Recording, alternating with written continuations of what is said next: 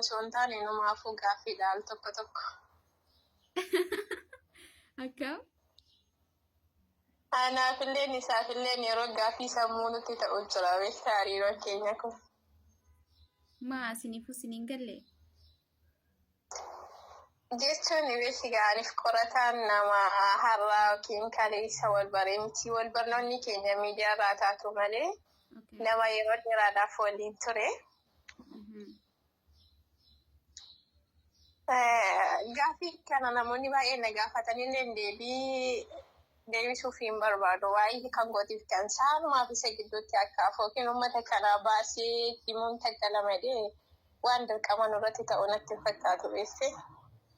Inni akkas biqiltu qorataanii yeroo tokko tokko akka jaalalleewwanii waliin taatu. Yeroo tokko tokko immoo obboleessa obboleettii jettu. Nuti maal jennee sinaa hubannu yaani ati obboleettiif obboleessa jennamu jaalallee waliin jennamu okay adda baasu adda nuuf bahuu hin dandeenye.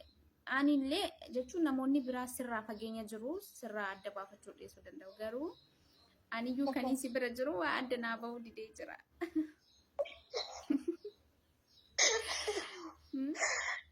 Amma dhugaa dubbachuuf ilaaluun yaani sababa qorataa waan hedduu akka dhabanii waan hedduu hiriyoonni kolleen irraa fagaatanii hiriyoota dhiiraa ta'uu hiriyoota shamarranii tokko tokkolleen waan kana adda nu baasuu diddeedhanii kanatti mufatanii irraa fagaatantu jiru. Hiriyoonni dhiiraa argasiiyaan walii kolfee taphadhulleen bakka kanarraa fagaatantu jiru. Naan dubbachuu dhiisanii jechuudha dhugaa kiyya kun. Sababa isaa namni nama takka ture kan ittiin qoosu yeroo baay'ee qoosaadha malee waan biraa miti. Namni sunillee tarii aanaan kana kan isa waliin kolfee taphatu gara biraatti fudhatee haa ta'u anumaaf qorataa kana waliin shakkee na bilookeellee ture ammallee bilookii jala jira. Namni sitti dhiyaatullee si bilookee jiraasii fi qorata. Kana bar siniititu bar adda nu baasuu dide siniititu bar ifa nu gochuu dide okay. Nama sitti dhiyaatu miti namni alaalaatiyyuu cinqamee jira. Namni sitti dhiyaatu immoo akkamitti yaani wanni kun. Nama hedduun dhabee jechuu kooti beeki dubbiin kootiif kan isaa hatta faamilii kootu gaafii ta'e.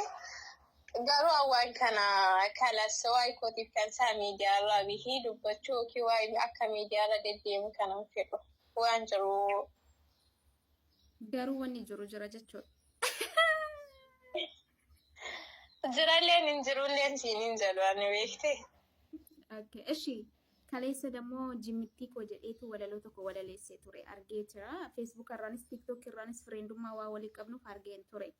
Walaloo san keessaa harka keessaan qabdu ati. Walaloo san keessaa jechuun anis akkuma kee kana barreeffame yookiin dubbisamee gadhiifame argeera. Eenyuuf barreeffame?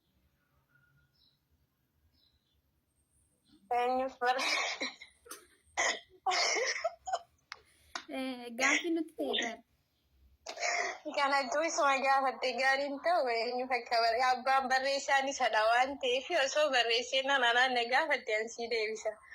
Ammoo barreessaan isa waan ta'eef isuma osoo gaafatte gaariin ta'u jedhee yaada. Okay. Ammallee taanaan uummata akka deebiitti akkasirraa argame tokko hin jiru. Walalollee isuma gaafadhu jetta.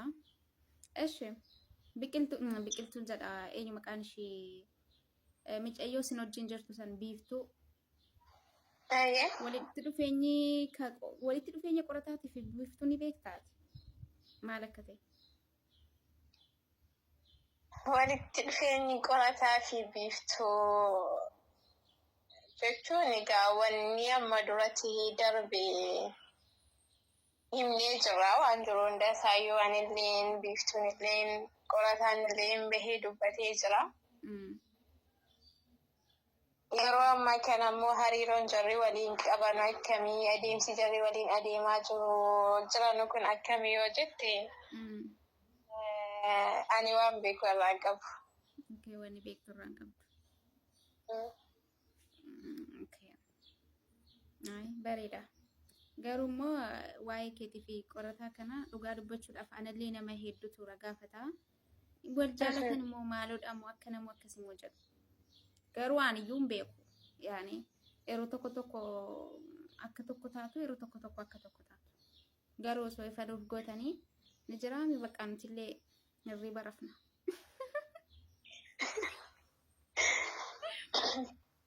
Waan keenya riba isin dhorkee. Baay'ee tokko hirriba dhorkamne jirra. Waan keenya ifaadha. Namni beeku ija keenya ilaaleeyyuu ija keenya irraa dubbifatuu danda'a waan ta'eef dhugaa jirtu. Dirqama jechaan baanii kana sana jechuun nurraa eegama natti hin fakkaatu sii galee. Naa kanaa boodas immoo waa isaa miidiyaarra bihee qorataan anaaf akkasii anaaf akkanaa aniif inni waliif akkasii hojjedhee dubbachuun narraa hin eegamu hin dubbadhullee. Garuu ati akka qorataadhaa fi namootallee namoota sitti dhiyaatanillee waan tokko tokko akka dhabdeetti himtee jirtaa sababa isaatiin. Dhugaa dubbachuuf itti dubbadhee hin beeku. Maaliif itti himte?